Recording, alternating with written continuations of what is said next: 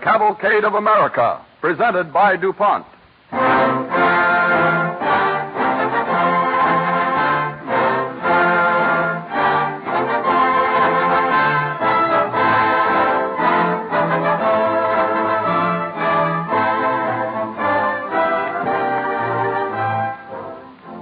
The story that will be dramatized this evening on the Cavalcade of America, presented by DuPont, is the story of the Christmas seal. In our audience here at our radio theater is the woman who started the Christmas seal on its way in America 30 years ago, Miss Emily Bissell. We're happy to have her with us, and we would like to have you meet her at the end of our program.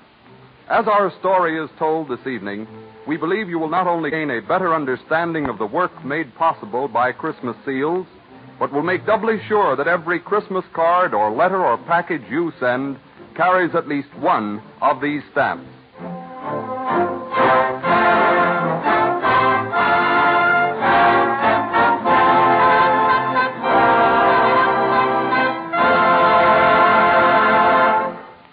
As our overture, Don Voorhees and the DuPont Cavalcade Orchestra bring us a selection of Cole Porter's music from the new motion picture Born to Dance.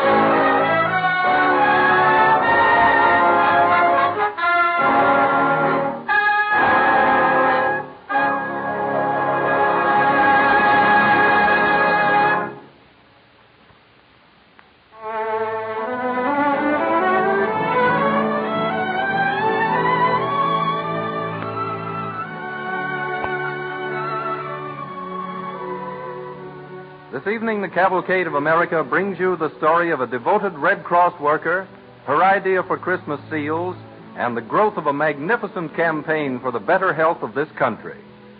We take you back to the winter of 1907 in the city of Wilmington, Delaware.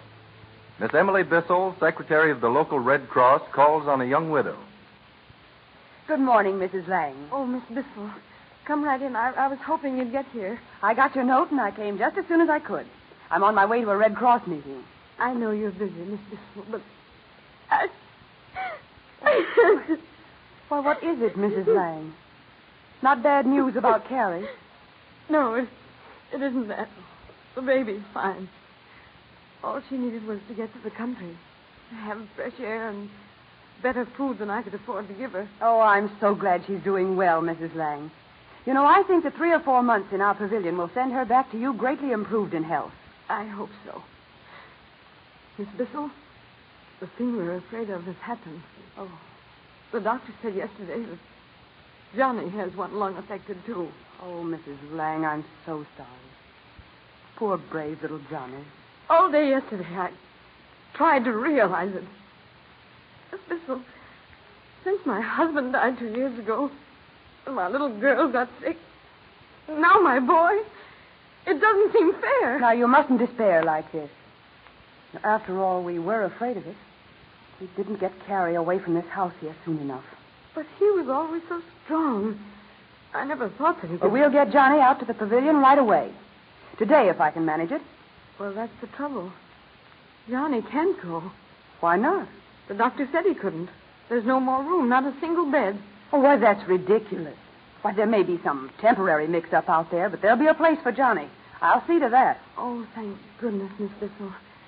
I was sure you'd help me. Why, that pavilion was started just to help poor people with lung trouble, Mrs. Lang. And it's going to cure Johnny, I know.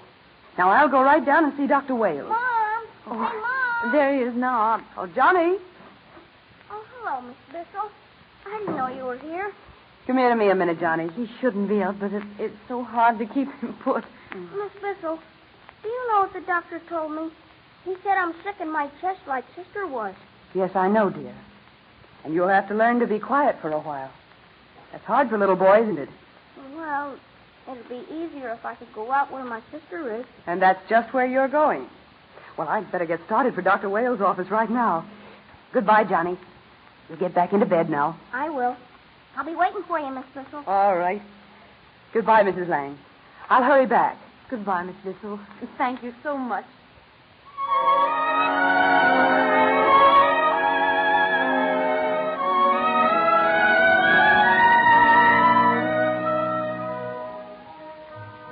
Determined to see that Johnny is not denied the opportunity of entering the pavilion, young Miss Bissell hurries to Dr. Wales' office. Good morning, Emily. Good morning, Joe. Well, I see by your face that you've heard the bad news. Well, what is it? What's the matter, Joe? Oh, the pavilion is closing in 2 months. Closing?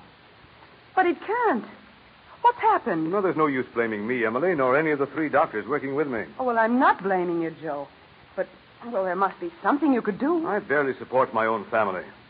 Like more of my time than I can afford to charity, I can't follow that with all the money I have. No, of course not. But, oh, you've worked so hard to start the pavilion. It was such a generous thing to do. You've taught this city how to care for its sick. Now, if it's simply for the lack of a few $100... Oh, the lack goes deeper than that. When money is missing for a charity like this, it's only because the public lacks knowledge of the need. So many people consider tuberculosis hereditary and incurable and think nothing can be done about it anyway. So the worst pestilence in the world goes on unchecked. Pestilence?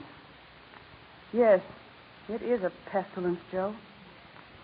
I never thought of it just that way. I should have, though, because the Red Cross was organized to help in war, pestilence, and famine. Maybe they can do something. Well, you're the secretary of the Delaware Red Cross. It's up to you to start something. But, Joe, you mean you want me to go out and find money for you? To manage everything? Yes. I've selected you to get this money, and I feel sure I'm right. It's only possible to stamp out a disease when people in general, not just doctors alone, join a health crusade to destroy it. Well, I wish there was some way to end tuberculosis completely. Well, since tuberculosis is preventable, there are ways. Teach people how to safeguard their health. That's a matter of public education, Emily.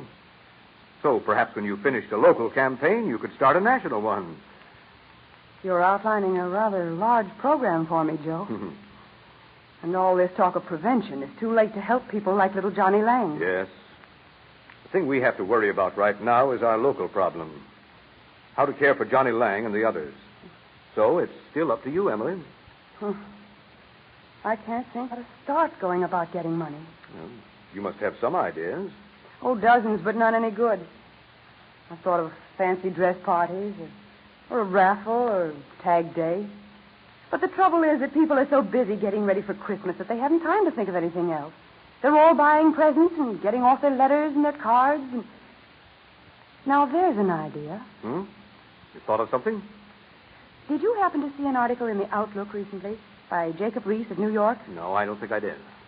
Well, it's told about a plan used in Denmark for raising funds for charity.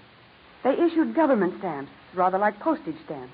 And people buy them and put them on letters to help a children's sanatorium. You see, it supports the sanatorium's needs, and it spreads the message. Stamps. Well, might be something in it. Of course, the government doesn't run charities here. And besides, we need education more than money in this. Now, let me think. Let me put things together. Pestilence. The Red Cross. Education. Christmas. Joe, I'm getting an idea. A big one. Well, you decide about it, Emily. You're a sensible, energetic young woman. Any town that hasn't got a few women like you in it might as well go back to grass. Oh, yes, but you ought to help me decide what... Excuse me, Dr. Wales. Sam's been waiting 10 minutes to drive you over to that tonsillitis cake. Oh, all right, Ruth. Emily, I have to rush off. Since this cold wave, you won't find a doctor in town who will have time to help you, but good luck. Well, I don't know where I'd get money to print the stamps. Borrow it from somebody. And I suppose you have to design a stamp before you print it. Do it yourself. All right. I will. A holly wreath, the Red Cross, Merry Christmas. That's easy enough. Well, everyone in town will laugh and say I've got some silly notion that won't work. But I don't care what they say. I'll be too much haunted by what a failure will mean to Johnny Lang and the others. Maybe that fear will help me make it a success.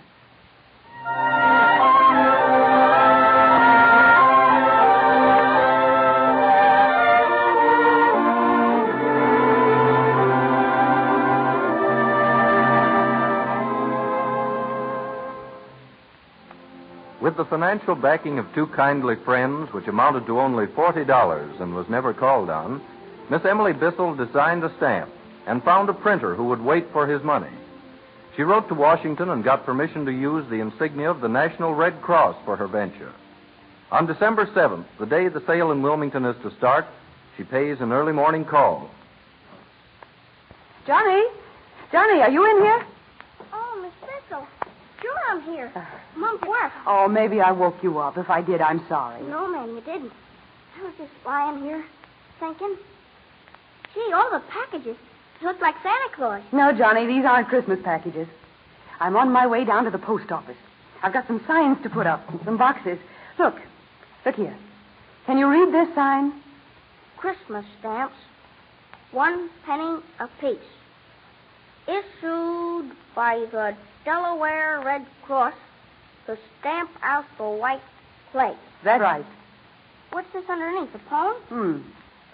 Put this stamp with message bright on every Christmas letter. Help the tuberculosis fight and make the new year better. These stamps do not carry any kind of mail, but any kind of mail will carry them. Well, that isn't much of a poem, Johnny, but it was the best we could do in a hurry. And anyway, we won't be able to judge this poem until we see what it does for you. Is it going to do something for me? That's what I hope. You know, we saw the Postmaster General in Washington, and they're letting us sell these stamps, see? With the Red Cross and Merry Christmas on them. I can sell them right in the post office. Not at a stamp window, but at a booth in the corridor, all trimmed for Christmas. Yeah, but what for? To get money, so that you can go out to the pavilion, and so the others can stay there.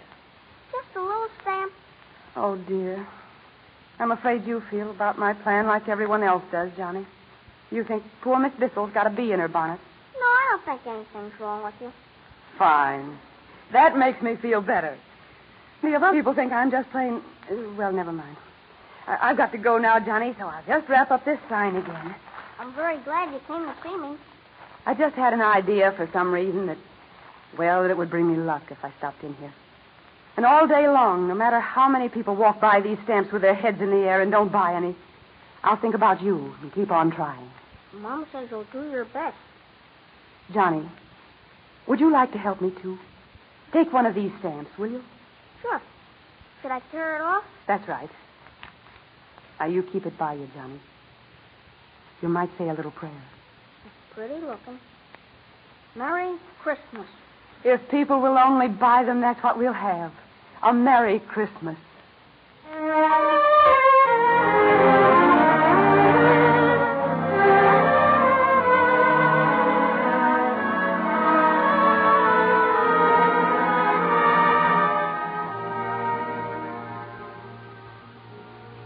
Emily Bissell quickly found that she was trying to sell stamps to a public unprepared to understand them. But the newspapers were her best helpers. All the Delaware papers played up the stamps. Soon after the sale starts, she goes to Philadelphia and talks there to the Sunday editor of a paper that has interested itself in health campaigns. I'm sorry I can't use your story on the stamps in our Sunday section, Miss Bissell. But this isn't exactly the season of the year that people want to be depressed. There's no connection between a terrible disease like tuberculosis and a great holiday like Christmas. Oh, but there is. There is a real connection. Well, when people are filled with goodwill, they want to pass it on. I'm certain I'm right about that. Well, even if you are, this stamp idea is a little unusual. You don't have to explain. You think it's silly. Well, perhaps it'll work. I don't want to criticize. It won't work, and we have plenty of newspaper space. One of my business friends loaned me 2 men to prepare news material. And both of them say we must get more publicity if we can, or we can't sell enough stamps. And I don't think our interest in ending disease is quite the same, Miss Bissell. You're working for a local charity. We're interested in a national campaign. Yes, but these stamps could be used anywhere. Don't you see? I'm afraid I don't. Well, then I haven't explained it clearly. I'm not discouraged, though. You see, we're selling stamps at home. But the stamp is bigger than that. Perhaps the lives of so many people, some of them little children, depend on this. The stamp is a symbol, the banner of a great battle against death. I wish I could do something. I'm sorry. Well, I know you're anxious to get back to your work. Thank you for seeing me anyway. Thank you for coming in. Goodbye. Good day. Can I do something for you, lady? Oh, that office door says Mr. Hodges. Isn't he the one who writes The Optimist? Sure. It's a good column, too. Yes, I always read it. I'm an optimist myself. I'd like to talk to Mr. Hodges. Oh, that's easy. Mr. Hodges likes to meet people who read his column. Hey, just a minute, please. Hey, Mr. Hodges. Hello, Danny. Lady out here in the hall to see you. Why keep her in the hall? Show her in. All right. Come right in, ma'am. Mr. Hodges ain't busy. Well, oh, dear, I suppose I may as well. How do you do, Mr. Hodges? Well, please come in, Miss. Danny didn't give me your name. I'm Emily Bissell of Wilmington, but I won't take up your time. I happened to mention to the office boy that I liked your column so much, and I wanted to meet you. Well, don't go away. Sit down. Any writer likes to talk with his readers, you know. I'm a rather low-spirited public right now. I've just been asking a favor of your Sunday editor. Oh, and didn't he give it to you? No. Well, perhaps I could help you some way, Miss Bissell. Mr. Hodges, did you ever have an idea that you were certain was perfectly wonderful and then find out that most people couldn't see it? Well, maybe you haven't taken your idea around to enough people yet. Is it something you're writing? Oh, no. No, it's a selling plan for a charity campaign. Would you like to read the outline I've written up about it? Well, thank you. I was afraid I'd get tongue-tied with the Sunday editor, so I put my chief arguments on paper. But I used them all and still... A campaign against tuberculosis, huh? This paper's very much interested in that. I know. That's why I made the trip up here to Philadelphia. You see, the campaign in Delaware is going well. Club women and the schools and the press are helping. But I thought that since an influential paper was already interested in the subject, we could go far. Isn't my idea bigger than Delaware or Philadelphia? It's the new Tuberculosis Christmas seal stamp. Stamp? Could I see the stamp you've designed? Yes, I've got some in my purse. There. Thanks. I'm trying to place it in the Philadelphia stores, but they're not enthusiastic. If I could just find one person who would agree with me on the possibilities of selling seals, I'd feel better. You want to find just one person who believes in Christmas stamps? Well, you found him. Pardon me a second. Danny. What is it, Mr. Hodges? Go tell the editor I've got to see him right away. What shall I Oh, well, tell I you? saw the editor, Mr. Hodges. You saw the Sunday editor. Now you'll see the managing editor. You see, Miss Bissell, we've been hunting for months for a way to dramatize the fight against tuberculosis. And we knew that when we found it, it would be some perfectly simple thing that we'd wonder, why didn't we think of that a year ago? Well, you found it. How many stamps have you got with you? Why, about 10. Well, we'll want 50,000 for Philadelphia. 50,000? But that's all we had printed. Then you'll have to print some more. Hurry back to Wilmington. Telephone me tonight. Oh, I will. Why, oh, what grand news this is going to be for the people back home. And for Johnny Lang and the others. It's all the Christmas present they'll need. Say, Mr. Hodges, the boss says, what's it all about? He's kind of busy. Tell him to put everything aside. We found a way to help stand out tuberculosis.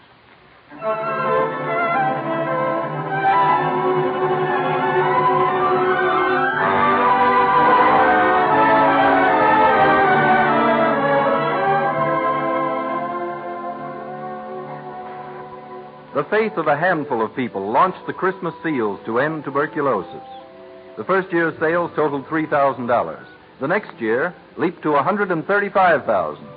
The sale of Christmas seals over the 29 years the campaign has been going on has amounted to $83 million. And the educational results? Tuberculosis has dropped from the first cause of death in this country to the seventh.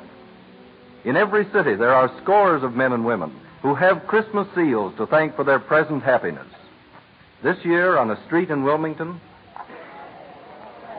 Oh, just a minute, driver. I think I see someone I know going down the street. You better get in the cab right now, mister. I haven't much time to catch your train. Why, it is she. You wait here just a minute. Okay. Hey, ma'am. I beg your pardon. Aren't you Miss Bissell? Why, yes, I am. Perhaps I ought to know you, but... Oh, just look hard for a minute. Of course, I put on about 3 feet and over 100 pounds, but... Why, Johnny Lang. Why, it must be 30 years since I've seen you. You don't look any more like little Johnny Lang. I should think not. I'm as fit as a fiddle. Say, meeting you is great luck.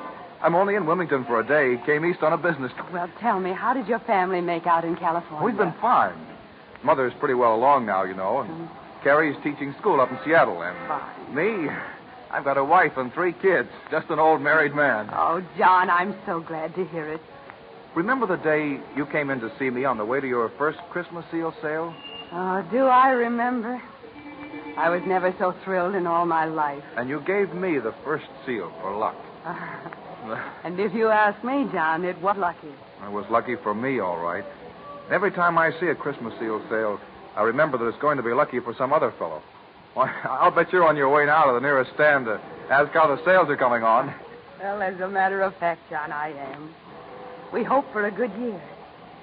You know, John Lang, you ought to buy some seals. No, you can't catch me there. I got them in my pocket someplace. Oh, that's fine. Honestly, Miss Bissell, I don't know how to express the thanks I owe you personally and the other people who helped me. The people you're indebted to were the people who bought seals that first year, John. And we'll never know who they were. Well, to them and to you and to everyone who helped, thanks. You better hurry, sir. Better hurry. There's my taxi driver reminded me I have to catch a train if I want to spend Christmas with my family. Oh, well, you run on, John. Don't let me keep you.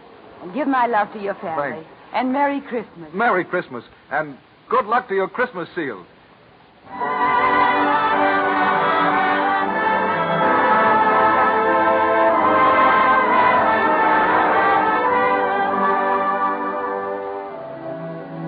Millions have been brought back to health. Millions have avoided the tragedy of illness. But the work has by no means ended. Tuberculosis still takes more lives between the ages of 15 and 40 than any other disease. The national and local tuberculosis associations throughout the country continue their work untiringly, confident that the American public, which has brought them so far on the road to success, will continue in its faith and generosity.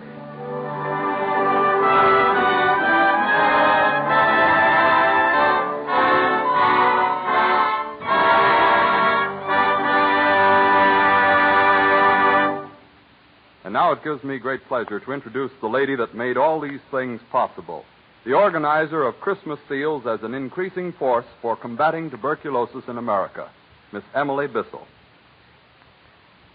I am delighted to be present this evening to hear the story of 30 years ago.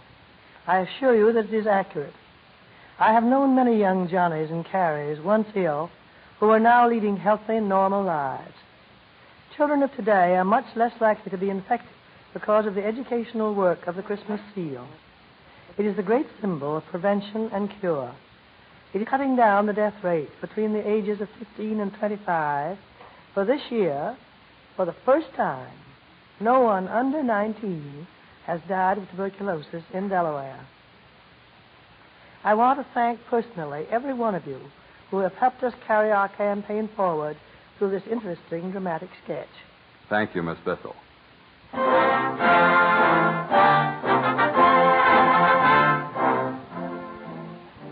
This evening, we salute those marchers in the cavalcade of America whose work makes life healthier and thus happier for all. Any effort to save lives and guard the public health concerns everyone. Let us therefore review the advances that have been made. A baby boy born in 1850 could expect to live on the average about 38 years. Today's child can look forward to a lifespan of 60 years or more. How has this been done? One of the factors in lengthening our average span of life has been the remarkable forward strides of medical and surgical science. Another has been the achievements of chemical research in producing new and better medicines and other products that serve the medical profession. Doctors say that tuberculosis, for instance, can be cured in virtually every case if treated early. One reason the death rate from tuberculosis used to be so high was that doctors, with the methods of diagnosis then known, had difficulty in detecting its presence in time. The discovery of X-ray gave the medical profession an important new tool to aid in diagnosing tuberculosis and other respiratory diseases. By taking X-ray pictures of the lungs, doctors can detect the presence of tuberculosis in its various stages. DuPont research has contributed to this forward step by perfecting X-ray film that enables doctors to get clearer pictures of the human anatomy than ever before. Another important aid to physicians in diagnosing trouble is the group of products known as biological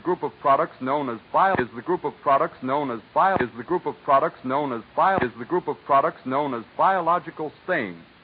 These coloring compounds, when applied to samples of body tissue and the like, make it possible to see, by means of the microscope, tiny organisms such as streptococci that otherwise would not be visible.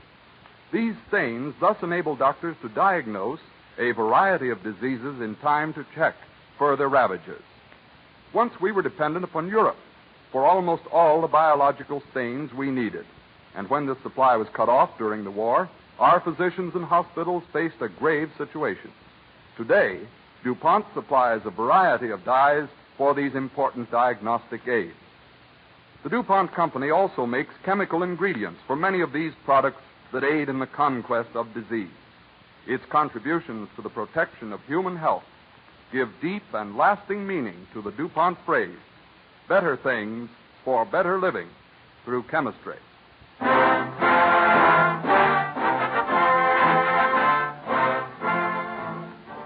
The man who had two careers, the interesting story of Samuel F.B. Morse, artist and inventor, will be the subject of our broadcast when next week at this same time, DuPont again presents The Cavalcade of America.